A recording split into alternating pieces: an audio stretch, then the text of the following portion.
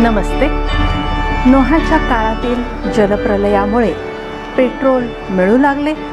या understanding the natural ancient origin of oil versus a biblical genesis flood origin of oil या लेखावर आधारित video मालिकेच्या मागील म्हणजे 9व्या भागात आपण पाहिले की पारंपरिक पद्धतीने तेल काढताना वालुकामय खडकातील वाळूच्या कणांमध्ये ज्या जागा असतात त्यात साठणारे तेल काढले जाई, जे पडद्यावर निळ्या रंगात दिसत आहे.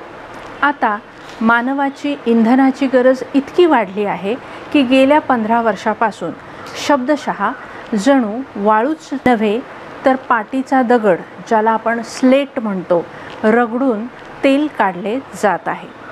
असा प्रकार ओक्लाहोमा येथील वुडफोर्ट एक परिसरात अपारंपरिक तेल आणि गॅसच्या साठ्यांच्या बाबतीत घडत आहे.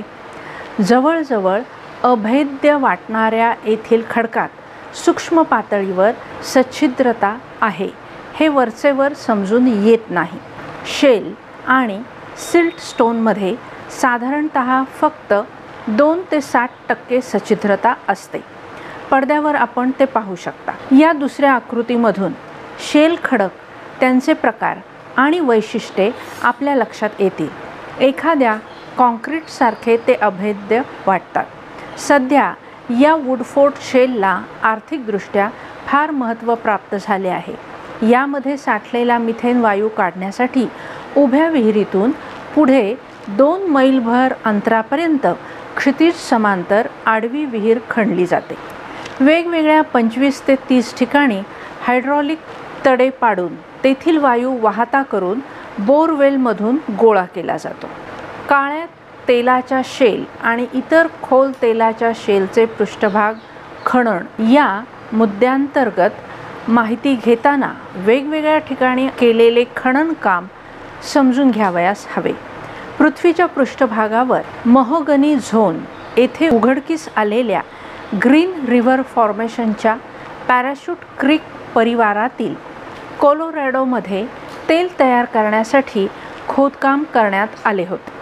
हे जे ऑइल शेल प्रत्यक्षात एक मार्लस्टोन खडक आहे, ज्यामध्ये केरोजिन आहे, परंतु नैसर्गिकरित्या केरोजिनचे तेलात रूपांतर करण्यासाठी येथील केरोजिन कधीही पुरेसे खोलवर गाडले गेले नाही.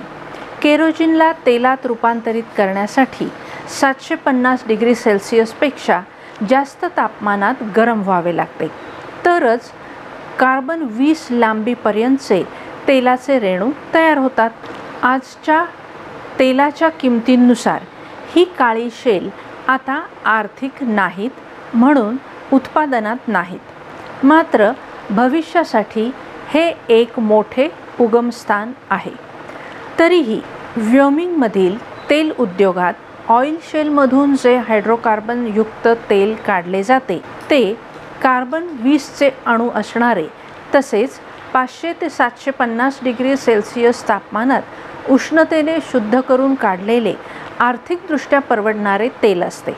परंतु जड हायड्रोकार्बन्स म्हणजे कार्बन 30 ते कार्बन 56 मधून असे उत्पादन घेता येत नाही.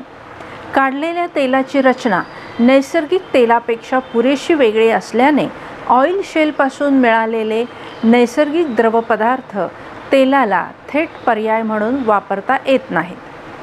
ऑइल शेलपासून मिळणाऱ्या तेलात नैसर्गिक तेलापेक्षा कार्बन आणि हायड्रोजन कमी असते आणि नायट्रोजन, ऑक्सिजन आणि काही ठिकाणी सल्फर जास्त असते. ऑइल शेलमधील द्रवपदार्थ महत्त्वाचा कच्चा माल म्हणून सामावून घेण्यासाठी ऑइल रिफायनरी प्रक्रियांमध्ये बदल करावे लागतील. प्रक्रिया करताना तेलामध्ये हायड्रोजन मिळवणे आवश्यक आहे. तसेच तेलातून नायट्रोजन आणि सल्फर काढण्याच्या प्रक्रियेत तेलात ऑक्सिजन मिळवावा लागतो. मिळवल्या जाणाऱ्या ऑक्सिजनमुळे शेवटी तेल जळते. मात्र या दरम्यान सल्फर डायऑक्साईड आणि नायट्रोजन ऑक्साईड तर तयार होणार नाही ना, याची विशेष काळजी घेणे आवश्यक आहे. मंडळी, याबद्दलची अधिक माहिती घेऊयात पुढील भागात. तोपर्यंत परमेश्वराचा आशीर्वाद तुम्हा प्रत्येकाबरोबर असो. आमेन. धन्यवाद.